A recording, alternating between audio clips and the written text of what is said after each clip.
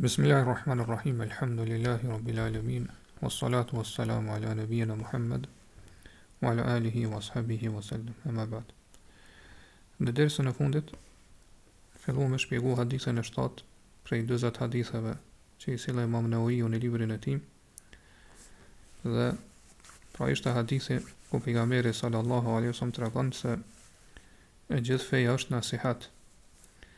Dhe kur e pyetën sahabët se për kënd, atër tha për Allahun, për librin e tij, për të dërguarin e tij, për udhëheqësit e muslimanëve dhe për masën e gjerë, apo për gjithë muslimanët në përgjithësi. Dhe falum, pra shpjegum në dersën e kaluar që fjala nasiha i ka dy kuptime kryesore, cilat ja ka dhënë dietarët.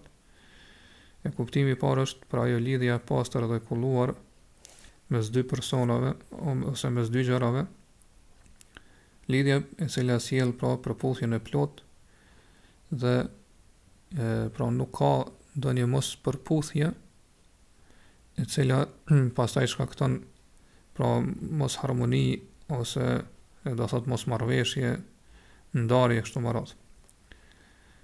Dhe kuptimi tjetër që dietarët ja kanë dhënë fjalës nasiha është mja dasht hajrin, pra mja dasht të mirën atij i cilit ja drejton këtë nasihat, pra këshillën apo tjetrit do thotë që don me këshillu e kështu me radhë.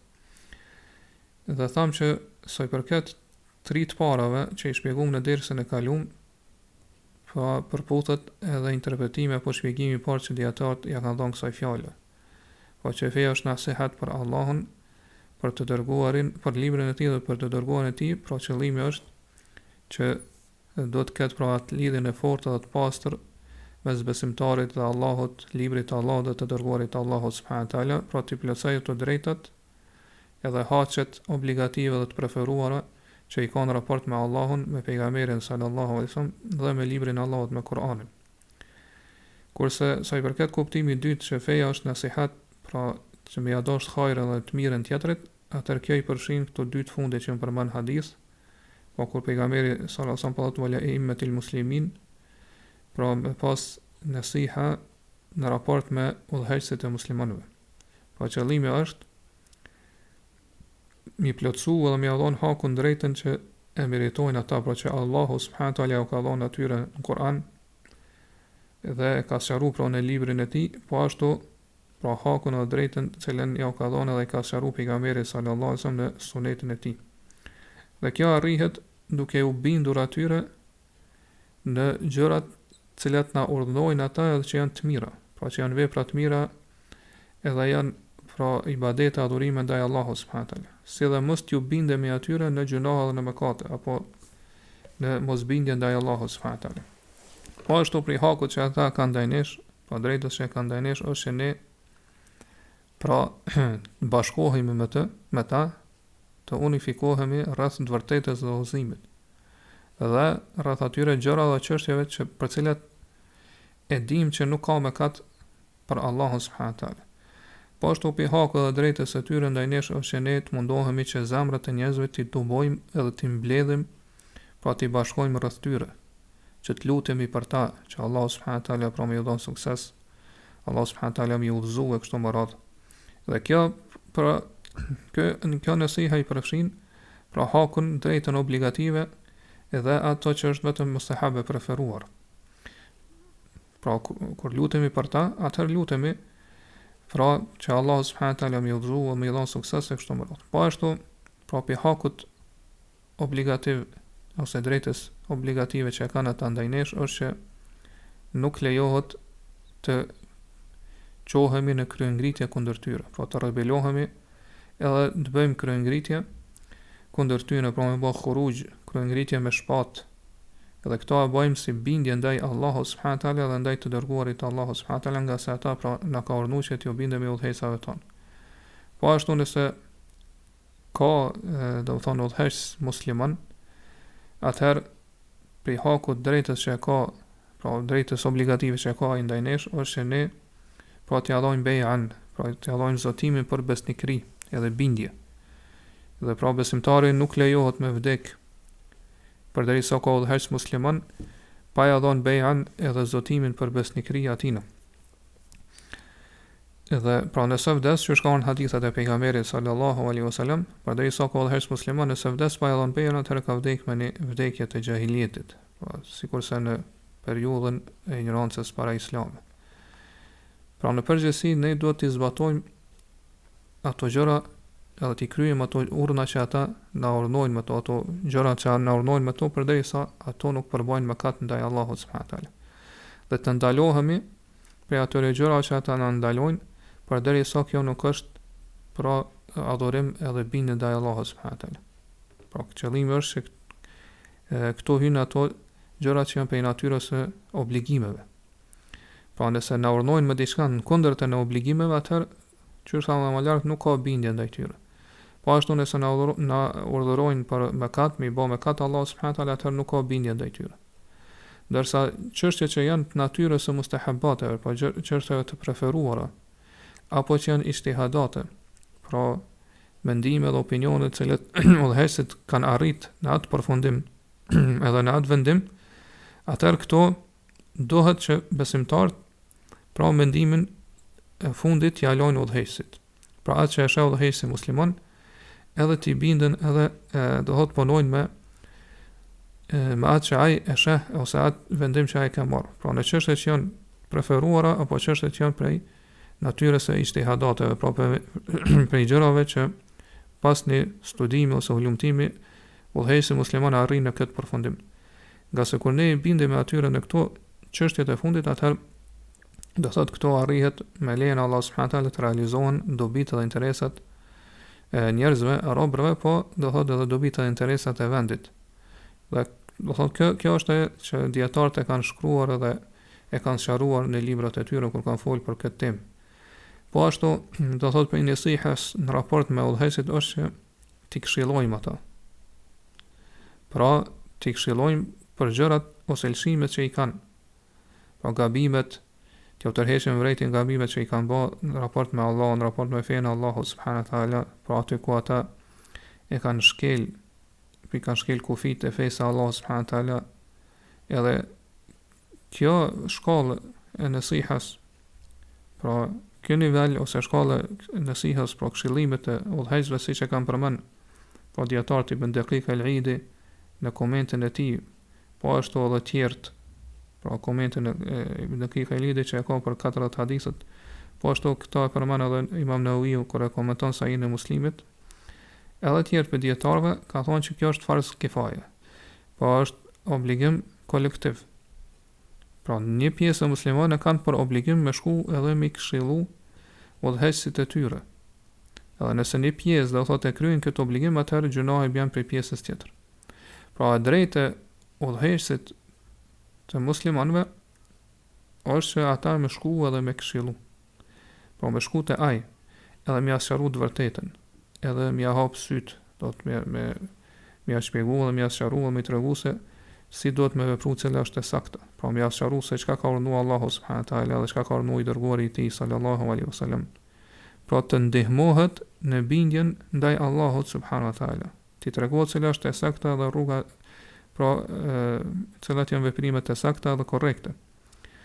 Edhe po ashtu do të sqarohet se ajo që ke vepruar ti, pra është mëkat, i ke bërë mëkat Allahu subhanahu wa taala ose i ke kundërshtuar urnat e Allahut subhanahu wa taala kështu më radh. Kjo këshill ose këshillim që është këshilla e veçantë për udhëheqësit e muslimanëve, ka kushte edhe kritere të cilat do të plotësohen. Pra që i kanë përmend dietarët kur i kanë shpjeguar hadithet, pra këto 4 hadithet e Imam Neveviut apo tjerat prej hadithe që flasin këtë temë. Pra siç i përmend këto kushte Sheikh Udhezimi Allahu mëshiroft në komentin e tij që ja bën këtij libri të Dyzet haditheve. Po ashtu do thotë këto kushte i ka përmendur dhe ka folur rreth tyre Ibn Rajebi kur i komenton pra këto 40 hadithet e Imam Neveviut, Allahu mëshiroft, po në librin e tij të njohur Jamiul Ulum wal Hikam, edhe pra i përmendin edhe i transmetojnë për Ibn Abbasit radhiyallahu anhu edhe për tjerë për sahabeve. Po disa prej edebeve, rregullave, edukatave, kushteve që do të mi pas ai ose mi plotsu ai i cili është këshillues. Pra dhe shkon mi këshillu udhëheqësit, pra ai duhet t'i ketë disa prej rregullave, po disa prej edebeve, edhe që do të pajiset edhe stoliset me to, edhe disa prej kushteve që do t'i plotësoj. Pra nëse dëshiron me këshillu, udhëheqësin e shtetit. Për më kryesorov që do t'i përmendim sonte është që ai i cili dëshiron me këshillu udhëheqësin e muslimanëve dohet ta këshilloj me butësi dhe me fjalë të mira, me fjalë të lehta. Nga se gjendja e udhëheqësit pushtetarit në përgjithësi ose zakonisht është se atij vjen e rënd këshilla. Përveç nëse bëhet me fjalë të mira, ose me fjalë të buta. Madje kjo është gjendja e shumicës së njerëzve. Pra shumica e njerëzve nuk e pranojnë këshillën nëse ti jap atë këshill me fjalë të rënda ose tashpra. Pra njerëzit në përgjithësi, pra në natyrën e tyre kanë që këshillën e pranojnë vetëm atëherë kur bëhet me butësi dhe me fjalë të mira, me fjalë të zgjedhura. Që është ka treguar Allahu subhanahu taala për Musën edhe Harunin, pra në surën Taha në ajetin 44 thotë faqula lahu qawlan layyinan la'allahu yatadhakkaru aw yakhsha. Pra Allahu subhanahu taala i ka dërguar Musën e Harunin, dy pejgamber të tij, te njeriu më arrogant, të tirani më i madh i asaj kohe, jo besimtari më i madh, edhe ka thonë thuani atij fjalë të buta. Po kur ti drejtoheni edhe të aftoni për te Allahu subhanahu taala, te feja Allah, atëherë flisni atij me fjalë të buta, me fjalë të lehta, jo të rënda, jo do të tashpra. Ndoshta ai kujtohet apo friksohet. Prandaj pi rregullave edukatës edhe kushteve është që këshilla të bëhet, do thonë me fjalë të mira, të zgjedhura, të buta e kështu me radhë. Sepse ka mundësi nëse fjalët janë tashpra, atëherë kjo bëhet shkak që do thotë e vërteta edhe haku të refuzohet. Dhe si që përmenu më lanë fillim dhe se da kemi përmenu në dersën e kalum që këshilluesi ja dën hajrin e të mirën atij që bëdon me këshillu. Prandaj dietarët kur e komentojnë pra që është thamë nasihën e ka dhënë këtë definicion. Kanë hiya iradatul khairi lil mansuhi lahum. Ja dosht hajrin atij që po ja drejton këtë nasihat, këtë këshill ose do thotë gjëra të ngjashme me këto. Prandaj çdo mundësi, çdo rrugë për meseles arrihet do thotë dërgimi i hajrit, i mirësisë te tjetri, atëherë besimtari duhet me ndjek ato. Dhe pa dyshim që rruga më e mirë është do thotë që mi zgjedh fjalët e mira edhe fjalët e buta, të lehta kështu më radhë. Kushti i dytë është që kur të këshillohet udhëheqësi i muslimanëve, kjo të bëhet fshehtas. Po nuk do të këshilla të bëhet në mënyrë publike, haptazi. Ka se esenca, po origjina e këshilla është që po në përgjithësi, jo vetëm të udhëheqësit e shtetit, po edhe të njerëz në përgjithësi, në origjinë këshilla do të më bë fshehtas. Për dallim prej kundërshtimit apo refuzimit të keqes, siç kanë më shpjeguar inshallah te hadithi që do të vijë prej Abu Said al-Khudriut radhiyallahu anhu, ku pejgamberi ka thënë man ra'a minkum munkaran falyughayyirhu bi yadihi. Kush do pejua që është një të keqe, le ta ndryshojë me dorën e tij.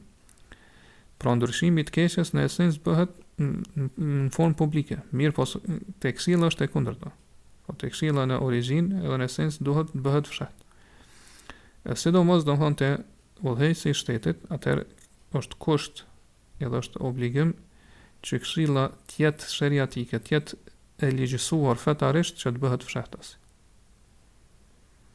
Pra qëllimi është që çka është kuptimi që të bëhet fshehtas, se që për këtë këshill mos ta di askush tjetër përveç këshilluesit. Pra vetëm ai do thotë shkon edhe e këshillon udhëheqësin për hir të Allahut subhanahu wa taala. Askujt tjetër nuk i tregon. Po nuk shkon pasaj pas këshillës me fol edhe me bë publike ose më tregu tjerëve që un kam vepruar kështu ose kam vepruar ashtu e kam këshillu, ka se ka mundësi që ky publikim i këshillës dohet me shkatërru edhe me prish atë qëllimi për çka ai ka shkuar dhe ka këshilluar udhëheqësin.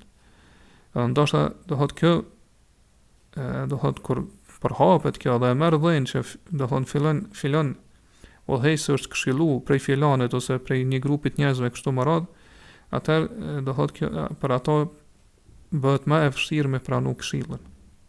Pra nuk e pranon këshillën e kështu më radh. Do thotë ka pasojë të mëdha kur këshilla bëhet publike. Prandaj ka një hadith që është i njohur me disa dietar, po e kanë saktuar që pejgamberi sallallahu alaihi wasallam ka thënë për hadithën e transmeton Imam Ahmedi në musnedin e tij, dhe do të transmetohet edhe në libra të tjerë. Thot men arada an yansaha li sultanin bi amrin fala yubdi lahu alaniyatan walakin li ya'khudh bi yadihi fayakhlu bihi fa in qabila minhu fadhak wa illa kana qad adda alladhi alayhi lahu. Ai që dëshiron me këshillu pushtetarin për ndonjë çështje, atëherë mos ta shfaq publikisht këtë këshill. Po mos t'i jap këtë këshill në formë publike, prezencën e njerëzve, ose tash për shembull në rrjete sociale e kështu me radhë. Po mos ta bëj publike, ose do thotë dikush pra i përmend ato tmetat apo gabimet e pushtetarëve në për minber në xhamis e kështu me radhë. Mirë po thotë le të shkoj edhe le ta kap për dorë dhe le të vetmohet me të. Edhe le të jap pra këshillën në katër sy. Nëse e pranon, atëherë thotë kjo ka arrit qëllimin. Nëse nuk e pranon, atëherë thotë kjo ka kryer obligimin edhe detyrën që e ka para Allahut subhanahu wa taala. Edhe zgjiri këtij hadithit është i fortë. Dhe ata disa dietarë cilët e kanë dobësu, do thonë nuk ja kanë qellu. Nga se vërtet është që hadithi është i saktë dhe ka, do thonë, transmetime tjera të shumta, cilat dëshmojnë për saksinë e tij, edhe cilat i përmend Haythamiu në librin e tij Majma'u Zawaid. Dhe këtë konfirmon edhe përforcon edhe më shumë hadithi që është transmetuar në dy sahihet e Buhariu dhe Muslimi prej Usame bin Zeidit. Pra disa njerëz kanë shkuar te Usame bin Zeidi i ka thonë ala tadkhulu ala Uthman fa tukallima. Pse nuk po shkon te Uthmani me hym edhe mi fol atina. Po kohën e fitnes kur Uthmani radiallahu anhu ka qenë i rrethuar në shtëpinë e tij kështu më radh. Atar Usame bin Zeidi radiallahu anhu ka thonë innakum laturawna anni la ukallimuhu illa usmi'ukum. Sa ju po mendoni që nuk i foli nga se nuk po ja mësoj juve që mi dëgju ose nuk po bëj këto publike pra që ju mi dëgju këshillat e mia. Ju po mendoni që unë nuk e këshilloj ato. Nga se nuk po i dëgjoni, nuk më keni dëgjuar mua duke e këshilluar. Thot inni ukallimuhu fi sirr. Unë i foli dhe i këshilloj ato fshehtas. Duna an aftaha baban la akunu awwala man fataha. Thot nuk dëshiroj që me hap një derë të jam i pari që e hapa derë, pra që me ja dhon këshillën ose me këshillu Uthmanin radhiyallahu anhu apo udhëheqjen e shtetit, do thot publike dhe të jem thot i pari i cili e hap këtë derë, edhe pra këtë derë devijimit është fjala që pastaj njerëz po me marr si shembull që ai e ka këshillu publikisht, edhe unë pastaj kam pra si shembull Usame bin Zeidin e kështu me radhë. Mirë po ka thonë unë e këshilloj të fshehtas edhe kjo tregon se është kusht që këshilla që jepet pra pushtetarit bëhet fshehtas. Kjo është hak i tij, është e drejtë e tij. Edhe tjera pi kushteve që i kanë përmend dietarët kur flasin këtë temë, po këto dy janë inshallah janë për më të rëndësishëm ose më kryesor. Pastaj po thot kur po thot wali a'immatul muslimin për imamet e muslimanëve, po për udhëheqësit e muslimanëve, për prisat e muslimanëve, fjala e imme kur përdoret po në për tekste, po përdoret ashtu në mënyrë të pakufizuar, atëherë për qëllim është ajo që e falum deri tash. Pra imamet ose prisat në çështjet e përgjithshme të muslimanëve, pra që i kanë përsipër, i kanë marrë përsipër çështjet e muslimanëve në përgjithësi, po çështjet e kësaj bote, çështjet e dunjas, pra çështjet e muslimanëve në përgjithësi, po gjithashtu do thotë edhe çështjet e fesë. Pra në tekste kur përmend kjo është për qëllim. Pra nuk është për qëllim imamet ose prisat në dije dhe në fe. Kjo pra është terminologjia e njohur apo kuptimi teknik i kësaj fjale. Do sa fjala waliul amr që përdoret pra në për tekste, atëherë edhe kjo themi që në origjinë e ka për qëllim pra imamin i cili i udhëheq në mënyrë të përgjithshme musliman, pra në çështjet e përgjithshme të tyre. Nga se ata që janë quajtur walatul umur, pra udhëheqësit e muslimanëve në kohën e pra prisat e muslimanëve në kohën e xulafave drejt, pra 4 xulafave drejt. Pastaj në kohën e Muavis, këta e kanë bërë bashkë mes kuptuarit të çështjeve të fesë edhe të kuptuarit të çështjeve të dunjas. Pra edhe kanë kuptuar shariatin fen Allahut edhe çështjet e dunjas, në cilat i kanë udhëhequr njerëz. Derisa më vonë, pra pas këtyre, ulatul umur janë quajt edhe dietarët, janë quajt edhe prisit.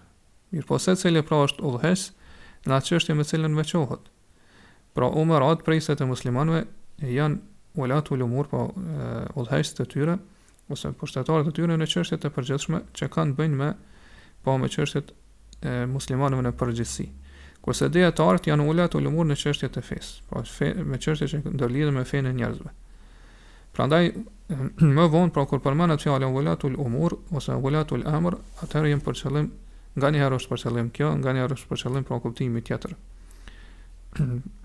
Pra çështja tham, kjo është bërë e njohur pasi që udhëheqësinë ose po pushtetin, udhëheqësinë e muslimanëve kanë marrë pra mbretër edhe udhëheqësa, cilët pra kanë qenë njohur ose kanë qenë dishëm vetëm në çështjet e dunjas, jo në çështjet e fesë. Pra në kohën e perandorisë Banu Umeje apo perandorisë të Abasive, Banu Abbas, pra Amavit, Abbasit e kështu me radhë. Prandaj aimetul muslimin, preset e muslimanëve në këtë hadith për qëllim pra janë ata cilët e kanë marrë përsipër i kanë marrë përsipër udhëheqësinë ose udhëheqjen e çështjeve të muslimanëve në përgjithësi. Mirë po sa i përket prisave të fesë, pra imamave të fesë, edhe ata, edhe në raport me ta ne duhet me pas nasiha. Pra ata kanë hak edhe drejta ndaj nesh. Por për nasihatit në raport me ulemat është që ne duhet t'i duam ata. Duhet t'i duam për shkak të fesë edhe dijes që e kanë. Po për shkak se ata do thotë përhapin edhe e shpërndajnë mesin e njerëzve dijen edhe hajrin, mirësinë. Po gjithashtu duhet t'i ndihmojmë ata. Po t'i ndihmojnë ato fjalë që i thojnë në lidhje me fenë Allahu subhanahu wa taala. Dhe pra duhet t'i ndihmojnë ato çështje që na mësojnë për Allahun subhanahu wa taala dhe për fenë e tij. Duhet t'i mbrojmë ata dhe duhet ta mbrojmë edhe nderin e tyre, po mos cënohet edhe mos flitet keq për ta. Edhe nëse dikush flet për keq për ta, atëherë ne duhet t'i mbrojmë ata. Po dietarët duhet t'i duam më shumë se sa që i duam tjerë prej besimtarëve, ka se Allahu subhanahu wa taala e ka lidh miqësinë dhe dashurinë mes besimtarëve, po në shumë ajete prej tyre është ajete surën Tobe, ajete 71 kur thotë wal mu'minuna wal mu'minat ba'dhuhum awliya'u ba'd. Besimtarët janë miq të njëri tjetrit, po e duan edhe miqësojnë njëri tjetrin, e përkrahin njëri tjetrin, e ndihmojnë njëri tjetrin. Pra është e mirë njohur që besimtarët me imanin më të lartë, me imanin më të ngritur, janë dietarë cilët janë të thelluar në dije. Pra dietarë cilët po punojnë me dijen e tyre. Qysh thot Allahu subhanahu wa taala surën Mujadila në ajetin 11, yarfa'illahu alladhina amanu minkum walladhina utul ilma darajat. Allahu i ngrit ata cilët kanë besuar në mesin e juaj, kurse atyre që është dhënë dija, Allahu i ngrit në shkallë më të lartë. Pra nasihati në raport me dietarët është që ata të duhen, pra t'i duam ata. T'i mbrojmë derin e tyre. Edhe t'i pranojmë fjalët e tyre që na i thojnë ose na i përcjellin për rreth dijes së fesë Allahu subhanahu wa taala. Të ndihmohen edhe të përkrahen aty kur ata ndihmojnë edhe përkrahen fenë Allahu subhanahu wa taala, se dhe duhet ta ruajmë shumë pozitën e tyre edhe shkallën që ja ka dhënë Allahu subhanahu wa taala, pra që na kanë parapri neve në dije, edhe na kanë parapri neve pra në praktikim të fesë. Na kanë parapri ne në shumë çështje e prej tyre pra është dija, është përhapja ose shpërndaja e dijes, përhapja edhe thirrja në fenë Allahu subhanahu wa taala. Për këtë arsye ne duhet ta ruajmë pozitën edhe këtë nivel që Allahu subhanahu wa taala i ka dalluar ata ndaj nesh. Krejt këto janë drejta haqe obligative që dietarët i kanë raport me ne. Nga se sa i përket profes sa Allahu subhanahu wa taala, dietarët vërtet kanë një shkallë dhe një nivel shumë të lartë dhe madhështor. Nëse fillohet akuzat ndaj dietarëve, edhe kritikat ndaj tyre, apo do të thonë nëse njerëz pra nuk këtë nasihatin obligativ nuk e japin në raport me dietarët këtë kuptim ose çështë e sqaruar më lart, atëherë kjo prej kësaj na rezulton që edhe vet autoriteti apo respekti ndaj fesë më ran në syt e njerëzve dhe në zemrat e tyre.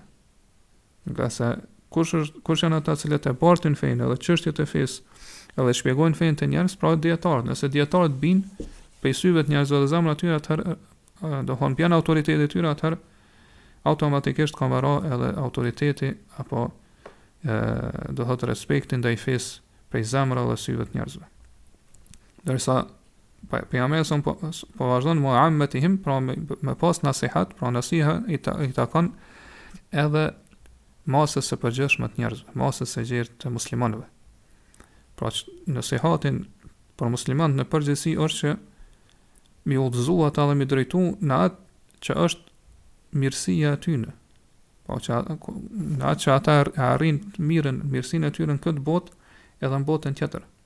Kjo është pra mënyrë për mbledhur nasihati që do të kemë për besimtarët, për vëllezërit tonë muslimanë dhe besimtarët. Po ata do të duhen për hir të Allahut, do të bashkëpunojmë me ta në hajër, në çështje të mira të hajrit edhe në udhëzim, dhe nuk do të bashkëpunojmë me ta në çështje ku ka mëkat edhe armiqësi.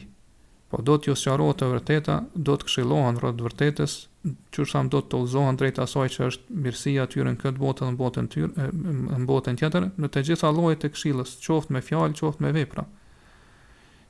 Edhe pra dohet ti refuzojmë apo ti këshillojmë kur ata bëjnë ndonjë mëkat, apo kur ata bëjnë ndonjë lëshim apo ndonjë vepër të keqe në raport me hakun drejtën e Allahut subhanahu wa taala. Edhe nëse prej tyre shihet që kanë nevojë të dënohen edhe të ndëshkohen, qoftë në mos ndëshkimore të caktuar prej shariatit, qoftë në mos ndëshkimore që cilën e cakton vetë udhëheqësi apo gjykatësi, atëherë këto janë çështje që realisht në fenë islami janë të bazuara në mëshirë. Prandaj prej nasihatit për muslimanët ose masën e gjerë të muslimanëve është që të thotë të gjykohet mes tyre me shariatin, me fenë Allahu subhanahu wa taala dhe me ligjet që i ka zbritur Allahu subhanahu wa taala. Po ashtu pra qëllimi është që atyre pra t'ju plotësohet e drejta ose haku që e meritojnë ata.